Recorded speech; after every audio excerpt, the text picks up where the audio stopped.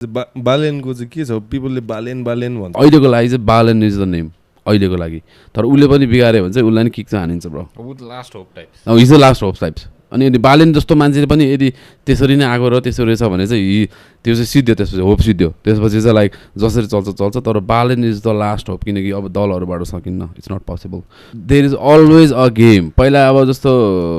बालेन पहिला ऱ्यापर मात्रै हुँदा पनि ऱ्यापको ठाउँमा उसको आफ्नै गेम थियो एउटा राम्रो ऱ्याप लेखेर उसले सबलाई थर्काइरहेको थियो एउटा गेम थियो सो घरमा गेम ऱ्याप्समा गेम भनेपछि ऊ अब मेयर भइसक्यो पोलिटिक्समा पनि there is always a game so त्यो गेम के हो हामीलाई थाहा छैन सो त्यो आन्दोलन फेरि नहोला भन्न सकिँदैन नि त सो बालेन पावरमा आएर एजेन्ट हो भने पनि त्यसले जे पाति गर्यो भने पनि त उसलाई त किकआउट हान्न त सकिहालिन्छ ब्रो अहिले आएर बालेन चाहिँ किन ननिस्केको घाइते किन नभेटेको उसलाई किन नभेटेको अब उसले के आधारमा भेट्ने ऊ एक त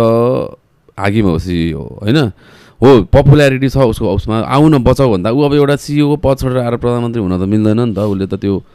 उसको त एउटा पद सम्हालिरहेको छ नि त अनि त्यो हिसाबमा बालेन चाहिँ थर्स्टी देख्छ हङ्ग्री देख्छ ऊ त्यस्तो होइन नि त उसलाई आफ्नो टाइम आएपछि आउँछ ऊ अनि अब अहिले बालेनकै कानुनी सल्लाहकार चाहिँ अहिले गृहमन्त्री छ भनेर बालुनले चलाइरहेको हो भन्छन् दुनियाँ भन्छन् होइन बालेन चलाएर बाहिर आउँथ्यो होला तर ऊ आएको छैन ऊ बाहिर आयो भने पपुल्यारिटी घट्छ भन्ने उसलाई पनि थाहा छ यस्तो बेलामा त युथसँग हुनुपर्ने ऊ युथको आइकन हो उसको बेडमा हुनुपर्ने हस्पिटल बेडमा जानुपर्ने बोल्नुपर्ने खोइ त बोला केही बोलेछ केही न केही होला क्या उसलाई थाहा छ नि त पपुल्यारिटी घट्छ भन्ने सो त्यो एउटा ऱ्याप लेखिदिरहेको होइन केही न केही होला सो पपुल्यारिटी अब एउटा गीत ड्रप चाहिँ आउँछ जस्तै फिल भइरहेछ मलाई के गेम हो थाहा छैन ब्रो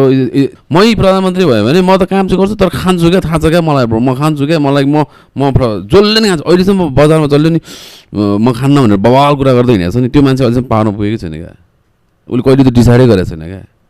अलिअलि कतै न कतै केही न केही हुन्छ क्या जहाँ पनि तर what level to what extent त्यो सबै चाहिँ हुन्छ नि कमिसन भन्ने हुन्छ त्यो सबै सिस्टमले कति सजिलै खान दिन्छ क्या खास तर अहिलेको चाहिँ के भयो भन्दाखेरि सिस्टम होइन ब्रो डाइरेक्ट संसद लेभलबाटै माथि पोलिस लेभलबाटै खाइदिने क्या त्यो अब त एउटा पावर के दियो जनतामा भन्दाखेरि त्यसरी जनता जम्मा भएर दौडेर भने त्यसरी चाहिँ गोली चलायो भने त धस्नु हुने रहेछ भने चाहिँ अब कसैले गोली चलाउँदा कहिले पनि यदि जायज आन्दोलन छ भने अब पार्टीको झन्डा बोकेर आन्दोलन गऱ्यो भने त अब त दमन भइदिन्छ होला सरकारले किनकि यो त पार्टीको ग्रुप हो नि त न त देश